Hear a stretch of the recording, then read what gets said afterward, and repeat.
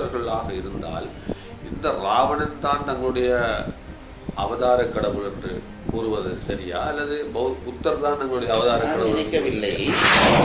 தமிழர்கள் ஒரு பகுதியை ஆண்டு கொண்டிருந்தார்கள், சிங்களவர்கள் ஒரு பகுதியை ஆண்டு கொண்டிருந்தார்கள். இதுதான் வரலாறு. அதை நாட்டை கைப்பற்றியவர்கள் ரெண்டையும் ஒன்று சேர்த்தார்கள். போகிற பொழுது அவர்கள் செய்த வேலை எல்லாவற்றையும் ஒன்றாக்கி கொடுத்து விட்டார்கள். ஆனால் இந்த போருக்கு பிறகும் நாங்கள் இன்னும் அதனுடைய பாடத்தை யாரும் பெற்றுக்கொள்ளவில்லை. அவர்களும் பெற்றுக்கொள்ளவில்லை, நாங்களும் பெற்றது போதாது என்றுதான் நினைக்கிறேன். ஆகவே இந்த அரசியல் நகர்வு என்பது நல்ல ஏரிய கட்சிகளுக்கும் அதில் உள்ளடக்கமாக இருக்கிறார். உலக ஒரு தீர்வு கட்ட நகர்வை நோக்கி நடத்தப்படுகிற பொழுது அங்கு ஒரு மதவாத அரசியல் தானே மேலே இருக்கிறது.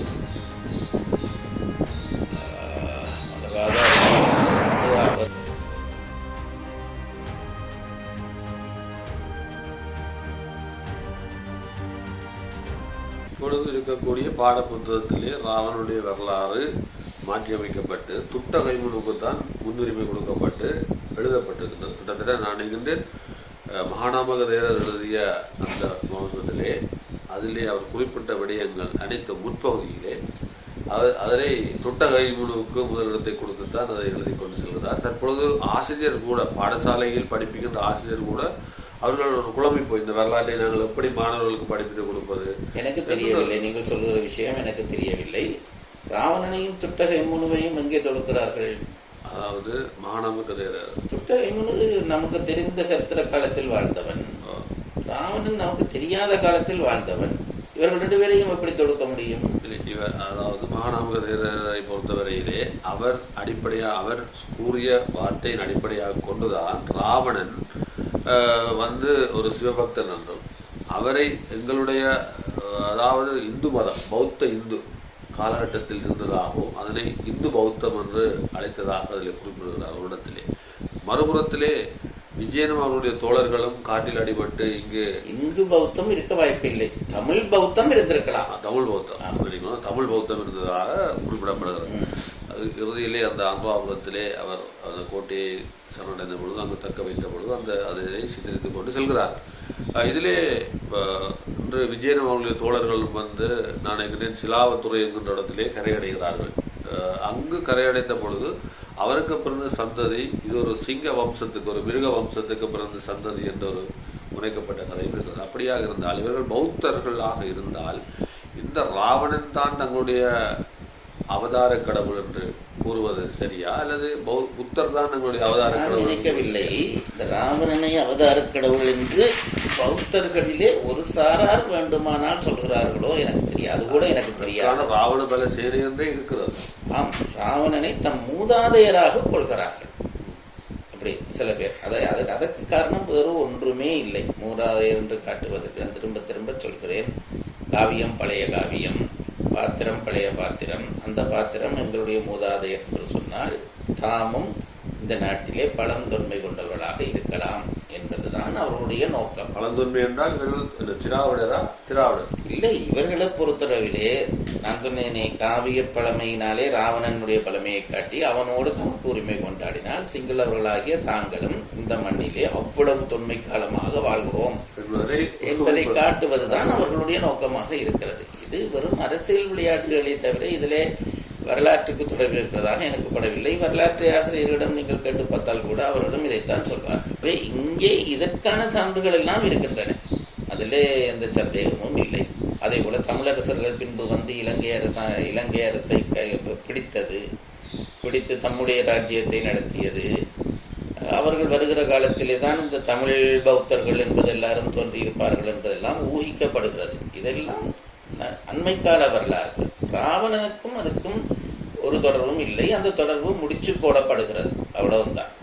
5000 ஆண்டுகளுக்கான ஒரு விஷயத்தை கொண்டு வந்து காட்டிவிட்டால் ராவணன் எங்களுடைய உறவு என்று சொல்லிவிட்டால் தாங்களும் அவ்வளவு தொன்மையானவர்கள் என்று சொல்கிற முயற்சி.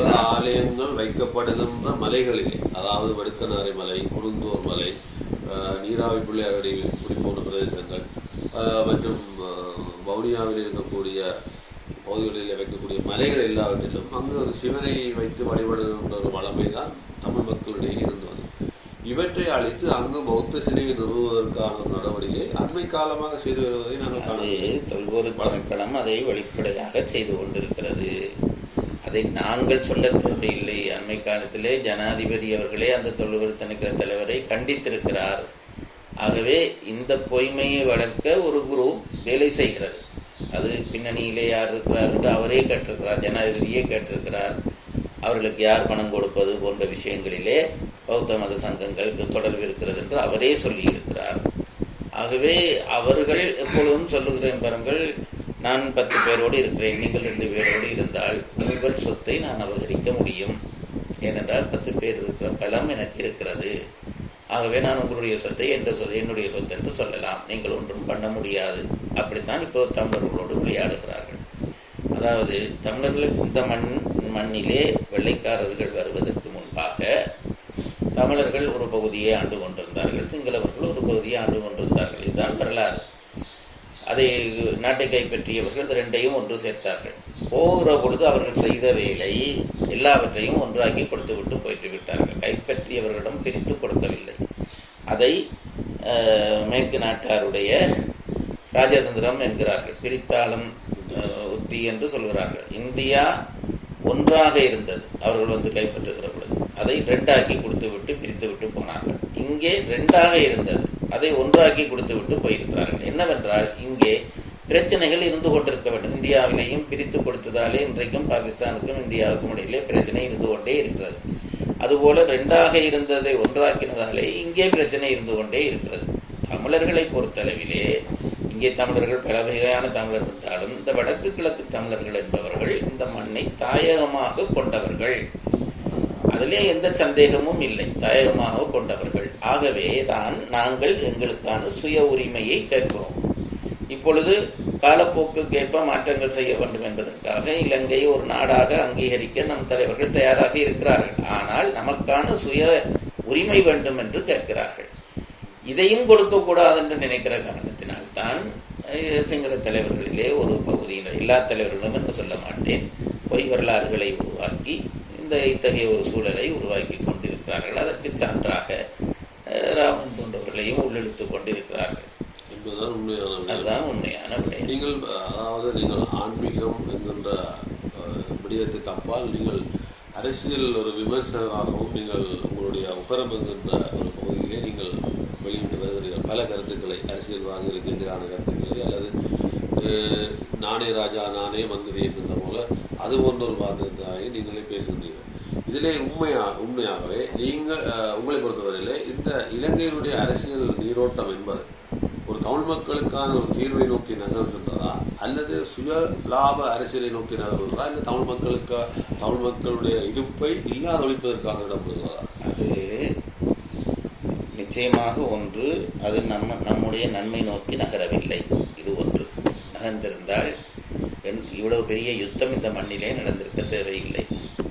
யுத்தத்திலே 2 இனமும் அழிவை சந்தித்திருக்கிறது. ஒரு காலத்திலே பயந்து நடுங்கி இருக்கிறார்கள். ஆனால் இந்த போருக்கு பிறகும் நாங்கள் இன்னும் அதனுடைய பாடத்தை யாரும் பெற்றுக்கொள்ளவில்லை.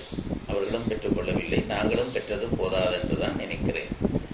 ஆகவே இந்த அரசியல் நகர்வு என்பது நல்ல பாதையிலே நடப்பதாய் தெரியவில்லை. ஏனென்றால் ஒரு அறிவுபூர்வமான செயல் என்பது ஒரு அனுபவத்தை வைத்து பாடம் படித்து கொண்டு மேலே நகர வேண்டும். நடந்த 30 ஆண்டு யுத்த அனுபவத்தை யாரும் உள்வாங்கிக் கொண்டதாய் தெரியவில்லை. காலப்போக்கின் காரணமாக நாம் ஒரு தேசமாக வாழ வேண்டி இருக்கிறது. ஏனென்றால் உலக அங்கீகாரம் இல்லாமல் இன்றைக்கு ஒரு நாடு வாழ முடியாது. ஆகவே உலகத்தை பொறுத்தவரையிலே நாடுகள் பிரிவதை அவர்கள் அண்மை காலமாக அவர்கள் விரும்ப மாட்டார்கள். ஆகவே நாங்கள் ஒன்றாகத்தான் இருந்தாக வேண்டும். அதற்காகத்தான் நாங்கள் அதற்கு சம்மதிக்கிறோம், ஒன்றாக இருக்க சம்மதிக்கிறோம். அதே நேரத்திலே எங்களுடைய சுய உரிமையை விட்டு நாம் ஒன்றாக வேண்டியதில்லை என்பது நம்முடைய தலைவர்களுடைய, நம்முடைய இனத்தினுடைய கருத்தாக இருக்கிறது. அதையும் அவர்கள் ஏற்றுக்கொள்ள மறுக்கிறார்கள். இதுதான் பிரச்சனை. அதிலே நீங்கள் எங்களுக்காக குரல் எழுப்புகின்ற ஒரு தரப்பு தமிழ் தரப்பு, அதாவது தமிழ் அரசியல்வாதிகள், அல்லது உதாரணமாக தமிழ் தேசிய கூட்டமைப்பு அல்லது ஏனைய கட்சிகளும் அதில் உள்ளடக்கமாக இருக்கின்றார்கள். ஒரு தீர்வு திட்ட நகர்வை நோக்கி நகர்த்தப்படுகிற பொழுது அங்கு ஒரு மதவாத அரசியல் தானே மேலே இருக்கின்றது. மதவாத அரசியல் என்கிற பொழுது அவர்கள் தெளிவாக ஒன்றை சொல்லிவிட்டார்கள், அரசியலமைப்பிலேயே சொல்லிவிட்டார்கள், இது ஒரு சிங்கள பௌத்த நாடு என்று சொல்லி வைத்திருக்கிறார்கள். ஆகவே இங்கே மதவாதம் இருப்பது தவிர்க்க முடியாமல் தான் இருக்க போகிறது. சிங்கள பௌத்த நாடாக இருந்தால் கூட பரவாயில்லை, ஒட்டுமொத்த நாடும் சிங்கள பௌத்த நாடாகத்தான் இருக்க வேண்டும் என்பதிலே தான் பிரச்சனை இருக்கிறது. வடக்கோ கிழக்கோ நிச்சயமாக சிங்கள நாடாகவும் இல்லை, பௌத்த நாடாகவும் இல்லை. இது ரெண்டும் தெளிவான உண்மை. ஆனால் அதற்கு மேலே திணிக்க நினைப்பது என்பது இந்த தேசத்துக்கு இன்னும் அழிவை ஏற்படுத்துகிற முயற்சியாகத்தான் இருக்கும். இதில் இன்னொரு விடயத்தை கேட்கலாம் நினைக்கிறேன். அதாவது சிங்கள மொழியினுடைய தொன்மை அல்லது தமிழ் மொழியினுடைய தொன்மை என்கிற போது அதை நீங்கள் எப்படி பார்க்கணும்? தமிழ் மொழியினுடைய தொன்மை எவ்வளவு பாரியமானது! சிங்கள மொழியை அதனோட ஒப்பிட்டே நாம் பார்க்க முடியாது. தமிழ் மொழியை இன்றைக்கு உலக மொழிகள் பற்றிய ஆய்விலேயே ஒரு 5-6 மொழிகளுக்குள்ளே தமிழ் மொழியை ஒன்றாக ஏற்றுக்கொண்டிருக்கிறார்கள். தமிழ் மொழியினுடைய இலக்கண இலக்கியங்களை பார்த்தால் கிட்டவும் நிற்க முடியாத நிலைமையில தான் சிங்கள மொழி இருக்கிறது. அதில் எந்த விதமான சந்தேகம் இல்லை. ஆகவே இன்றைய தினப்புயல் நேர்காணலிலே இந்த ராவணனுடைய விடயங்கள் பற்றி நாங்கள் பார்த்திருந்தோம். இதில் ஏற்பட்டக்கூடிய சர்ச்சை தொடர்பாக அந்த சர்ச்சையிலே இது ஒரு கதாபாத்திரமாக, அது ஒரு கற்பனை கதாபாத்திரமாகத்தான் கூறப்பட்ட விடயங்களை அவர்கள் தமக்கு வாசியான விதத்திலே அதனை அவர்கள் பயன்படுத்திக் கொள்கிறார்கள் என்ற ஒரு ஆழ்ந்த கருத்தை கும்பவாணி ஜெயராஜ் அவர்கள் முன்வைத்திருந்தார். உண்மையிலே இந்த அரசியல் குழப்பங்கள் என்பது ஏன் இடம்பெறுகிறது? மதவாத திணிப்பினூடான ஒரு கருத்தை ஒரு பௌத்த நாடு என்கின்ற அந்த சாசனத்தில் இருக்கின்ற வகையிலும் அவர்கள் அந்த ஒரு மதவாத அரசியலை முன்னெடுத்து செல்வார்கள் என்கின்ற ஒரு விடயத்தையும் இதிலே அவர் ஆணித்தரமாக முன்வைத்திருந்தார். ஆகவே அதற்காக இங்கே இருக்கக்கூடிய தமிழர்கள் அல்லது சிங்களவர்கள் என்று பார்க்கும் பொழுது 2 பக்கமுமே அந்த யுத்தம் ஒன்று இடம்பெற்று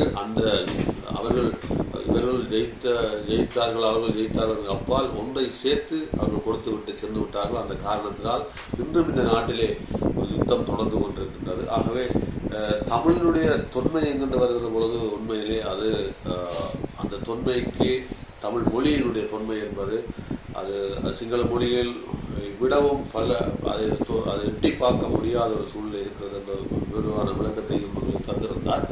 உண்மையிலே அதாவது இந்த ராவணனுடைய இந்த பிரச்சனை என்பது சிங்களவர்கள் தற்பொழுது தமது அரசியல் சுய லாபத்திற்காக பயன்படுத்தி மீண்டும் ஒரு கலவர பூமியாக இதனை மாற்றுவதற்கு எத்தனைக்கிறார்களோ என்ற சந்தேகம் தற்பொழுது எழுப்பப்பட்டிருந்தது.